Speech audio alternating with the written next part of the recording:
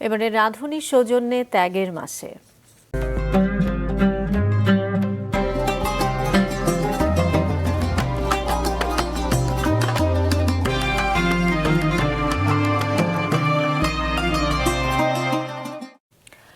রমজান জুড়ে কুষ্টিয়ায় নিম্ন আয়ের ও দুস্থ মানুষের মাঝে বিনামূল্যে ইফতার বিতরণ করছে বেসরকারি প্রতিষ্ঠান কাব্য মোবাইল শপ।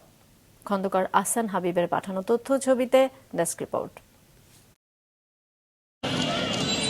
কুষ্টিয়ার ইদাপাড়ার শতবর্ষী লীলা খাতুন প্রতি সন্ধ্যায় হাজির হন সরকারি কলেজের মূল গেটে।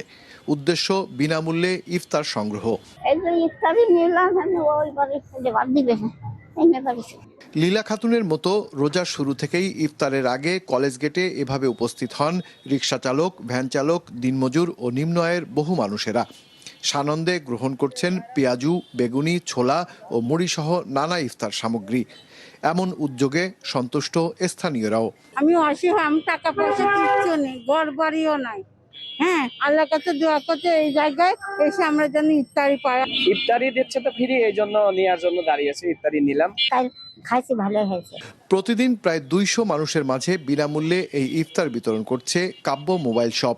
একজন পথচারী মানুষকে আমরা ডাকে দিতে পারছি, গরিব মানুষকে দিতে পারছি, ভ্যান চালক, রিক্সা চালক, অসহায় মানুষ সবাইকে দিতে পারি। আমাদের মনকে খুবই ভালো লাগছে। সবকিছুই দেওয়ার চেষ্টা করি, মানে একদম শেষ করার চেষ্টা করি। অনেক সময় ইফতারের টাইম হয়ে যায়, দেখা যায় আসছে না, ওই 5টা 10টা হয়তো বাইসে গেল, তখন ওই দোকানের মধ্যে সবাই মিলে করে সবাইকে দিয়ে দিই আমরা। আর এটা আমরা প্রতি বছরই কাব্য মোবাইল শপের পক্ষ থেকে প্রথম রোজা থেকে 30 রোজা পর্যন্ত চলমান রাখার চেষ্টা করি। পেঁয়াজি, আলুর চপ, বেগুনি, ছোলা। আজকে আমরা একটা নতুন আইডিয়া পেয়েছি যে খেজুরটা সামহাও ম্যানেজ করে দেওয়া ট্রাই করতে হবে। রমজানের মাস জুড়ে পরিচালিত এই মানবিক কার্যক্রম ভবিষ্যতেও বিভিন্ন উপলক্ষে অব্যাহত রাখতে চান আয়োজকরা। মাছরাঙা নিউজ ডেস্ক।